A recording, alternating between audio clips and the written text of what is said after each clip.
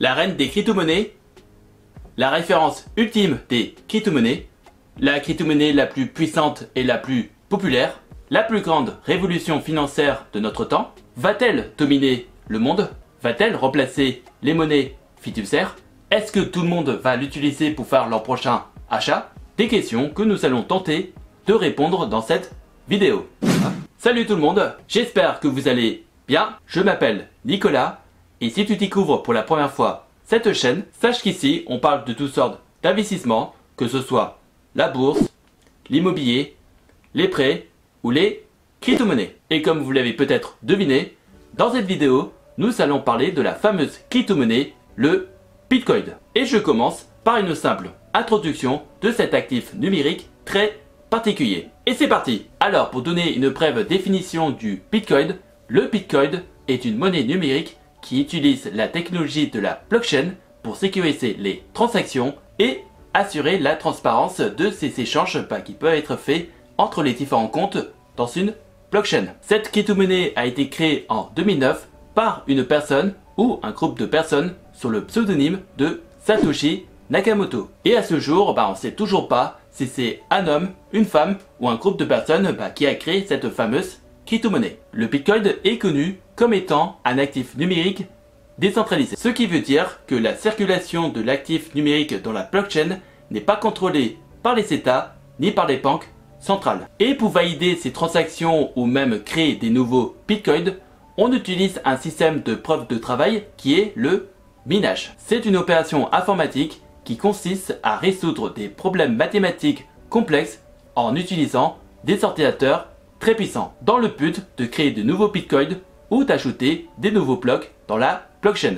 Et en échange du travail effectué, les mineurs sont récompensés en bitcoin. Au moment même où je réalise la vidéo, plus de 19,33 millions de bitcoins ont été extraits. Et comme vous l'avez peut-être entendu, il ne peut y avoir seulement que 21 millions de bitcoins qui peuvent être extraits de la blockchain. Et ce nombre maximal de bitcoins qui peuvent être extraits de la blockchain est l'une des raisons du fait que le bitcoin est considéré comme de l'or numérique. Toutes les transactions en bitcoin d'un compte à un autre sont enregistrées dans la blockchain. Elles sont publiques et n'importe qui peut les vérifier sur le net. Le bitcoin peut être stocké dans différents portefeuilles numériques, soit dans des portefeuilles en ligne ou des portefeuilles de bureau. Cette crypto-monnaie est de plus en plus utilisée comme mode de paiement dans différents secteurs, notamment dans l'industrie du jeu en ligne.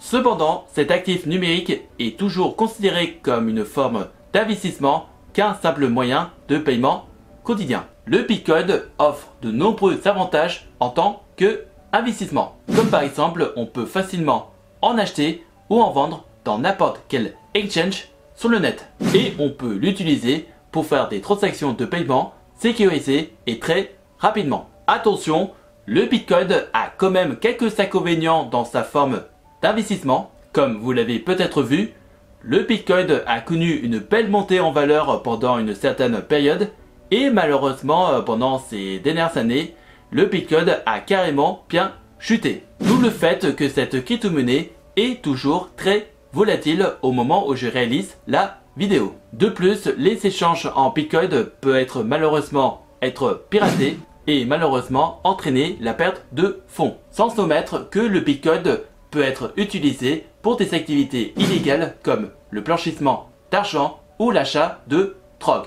Et avec malheureusement tout ce que je viens de dire dans cette vidéo, on peut toujours dire que l'avenir du Bitcoin reste toujours incertain. Mais il est probable que le Bitcoin continuera toujours à être utilisé pendant les prochaines années. Certains experts pensent que le Bitcoin sera une monnaie numérique largement plus acceptée, tandis que d'autres pensent que d'autres crypto-monnaies prendront le dessus.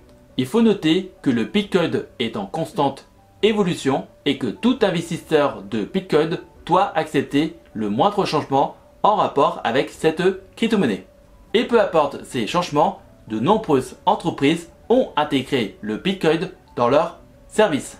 Comme c'est le cas de la société de paiement mobile Square qui en a acheté pour 50 millions de Bitcoin en octobre 2020.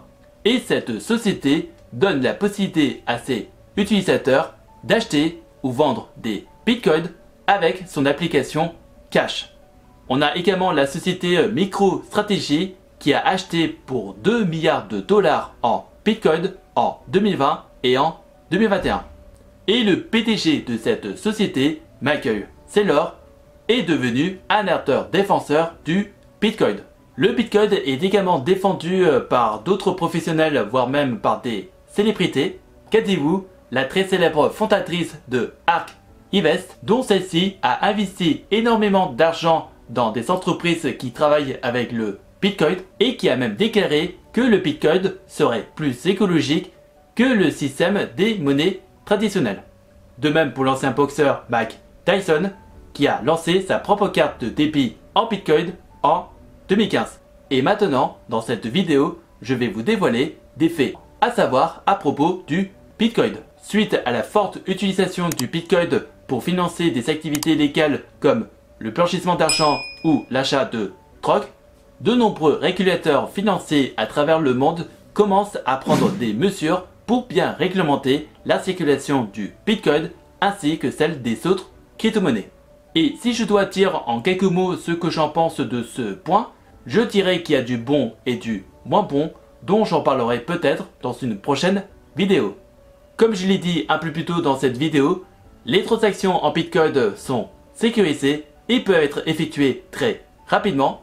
Et c'est donc un transfert d'argent qui peut être effectué par n'importe qui et dans n'importe quel pays du monde, tout en payant des frais de transfert plus réduits que ceux pratiqués par les sociétés de transfert de paiement traditionnelles.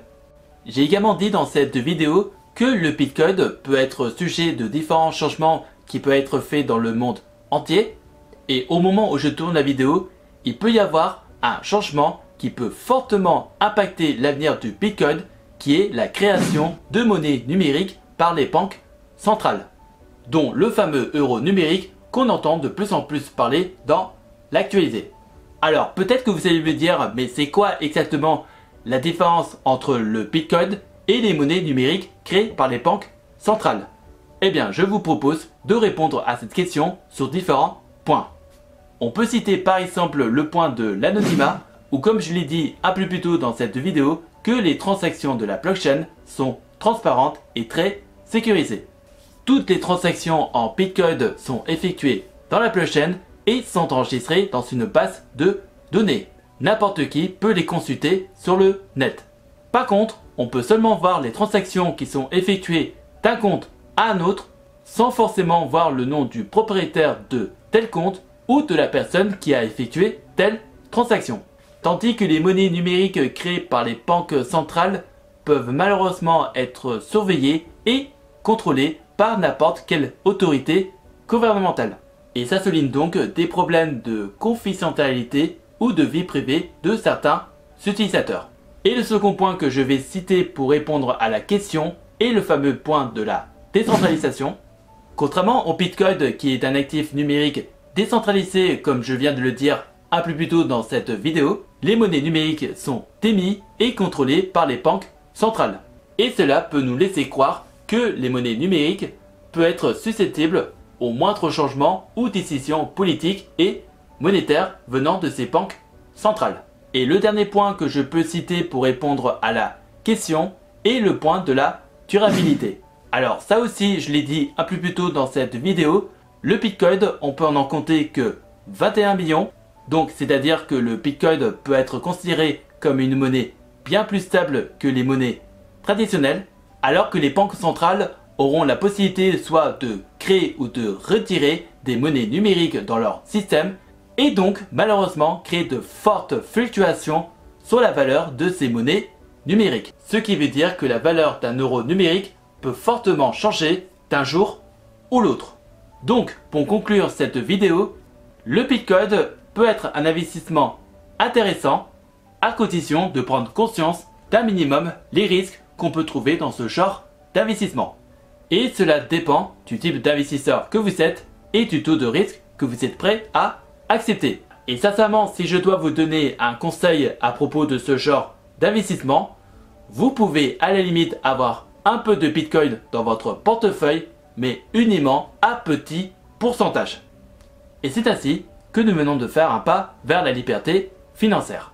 Si vous avez des questions, n'hésitez pas à me les poser dans les commentaires et j'essaierai de vous donner des réponses claires et précises. En attendant la prochaine vidéo, je vous laisse avec 2 autres vidéos qui s'affichent actuellement sur l'écran.